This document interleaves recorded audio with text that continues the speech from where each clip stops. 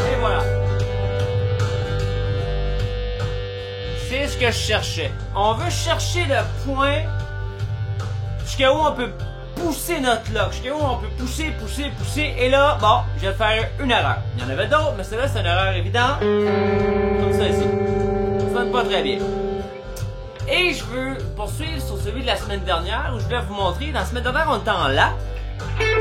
Là, on est en Sol. Et là, le but, c'est de vous enseigner la tierce majeure, la tierce mineure et la tierce majeure. Comment ils sont interchangeables dans cette posture-là. Fait que là, mettons, on prend pour acquis que tout ce que tu sais, c'est la pentatonique. Ça enregistre tout ça. La pentatonique mineure blues normale. Right? La normale. On part du sol ici, on vient à l'octave, on est ici. Donc, 3 frais plus loin, j'ai la tierce majeure, mineure, pardon. Et ici, j'ai la tierce majeure. Donc là, quelque chose qui est vraiment le fun, c'est que tu as l'index sous la note de tonique. Et on peut plier la tierce mineure.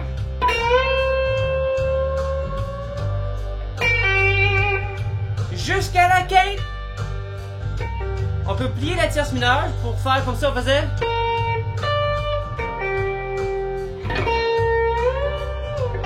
Oh! Qui nécessite en fait. On plie la corde de Si de 2 tons, 4 frettes. Comme ça, on faisait. Ça, c'est étape numéro 1. En contexte, ben, je sais que tu connais, mais je suis en contexte.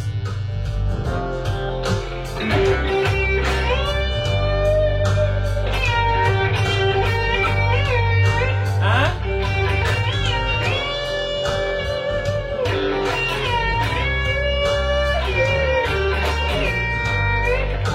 Ok, c'est extrêmement le fun. Là, ce que je vais vous enseigner qui est cool, c'est, comme si ça c'était pas déjà assez cool, mais c'est que si on descend le doigt d'un demi-ton, à ce moment-là, on est une seconde plus haut que l'octave, et quand on bend d'un ton complet, on se ramasse à la tierce majeure. Ok, donc on a tonique, tierce mineure, tierce majeure. Je peux bender celle-là ici jusque là.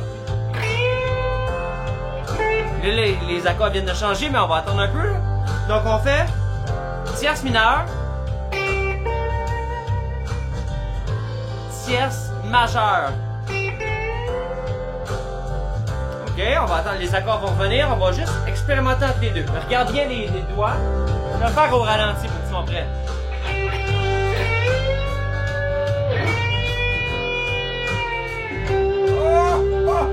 Ok?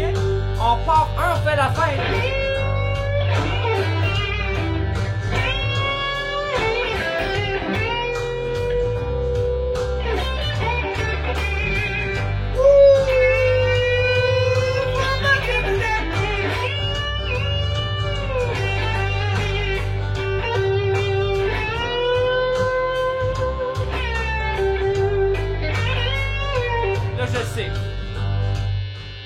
Là, je sais qu'inexcellent, mais c'est quoi la note que tu fais en dessous? C'est la boîte pentatonique 3. Ok.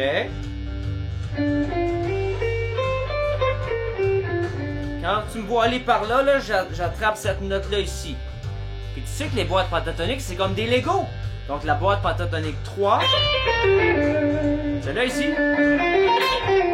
C'est la même note que dans la boîte pentatonique 2. Que le 2 ici connecte au pentatonique 1. Ok? Donc, les perspicaces, ce qu'on va faire, c'est qu'on va osciller de majeur à mineur en pentatonique en variant la sixte. Quand j'ai mon sol ici, la note qui est là, c'est la 7e de la gamme. Et celle-là, c'est la 6e de la gamme. On va utiliser, nous, la 6e quand on bend la tierce majeure. Ok? Les deux là ici. Et quand on utilise mineur, utiliser la septième ici. Une petite variation subtile, mais ceux qui peuvent l'entendre le faire, c'est très agréable. Voici une démonstration de un et l'autre. Essayez d'écouter la variante. Si tu peux détecter. Mineur.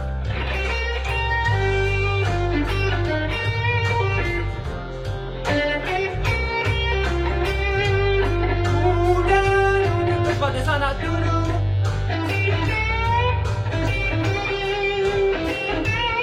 Mineur. Ok, passez plus rapidement d'un à l'autre.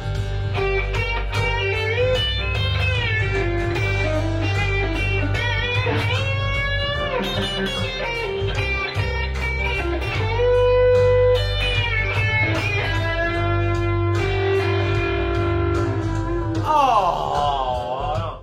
Quoi? Tu te dis que tu peux prendre une et aller à l'autre? Bien sûr!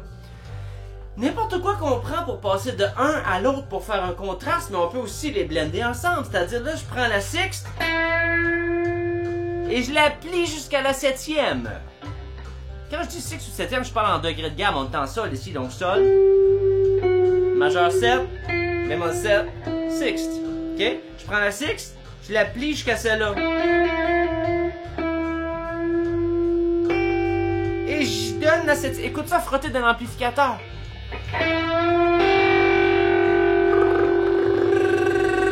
C'est ça qu'on veut, ok, comme variante. Passons aux différentes places. On est en sol, on va aller explorer ce qui serait communément appelée la quatrième boîte pentatonique. Pour ceux qui connaissent ça, la de base ici. Ça, c'est celle qu'il faut tasser d'une frette ici, là. Ok, elle est comme ça. On va aller explorer quelques licks à faire là-dedans ici, toujours sur le beat, on part du beat. 1, 2, 3.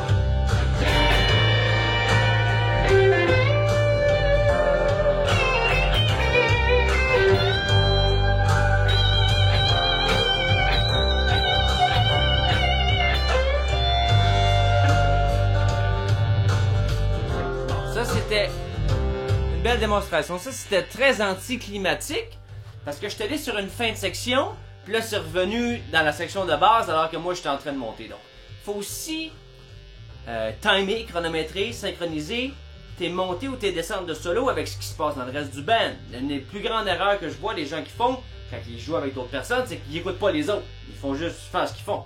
Il faut avoir une partie de ton cerveau qui est dédiée à l'écoute active du reste du band.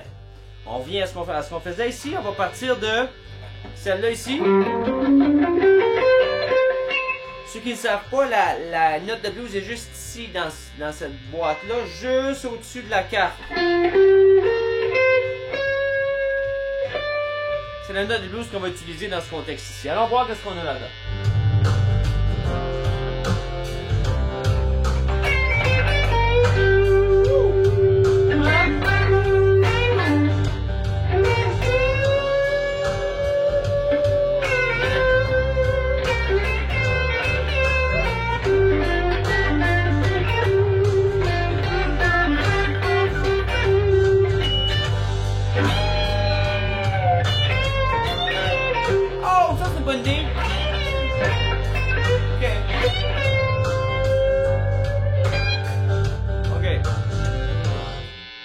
La semaine dernière, quand on était en La, on avait expérimenté dans la deuxième boîte pentatonique. Je vais la faire en sol ici, ça fait comme ceci.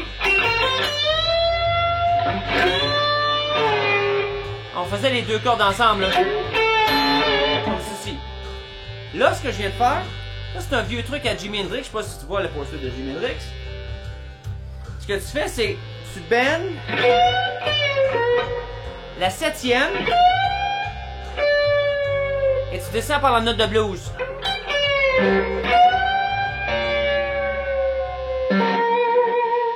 Ça, c'est un bon vieux truc. Là, la chanson est terminée. Alors, on se voit la semaine prochaine.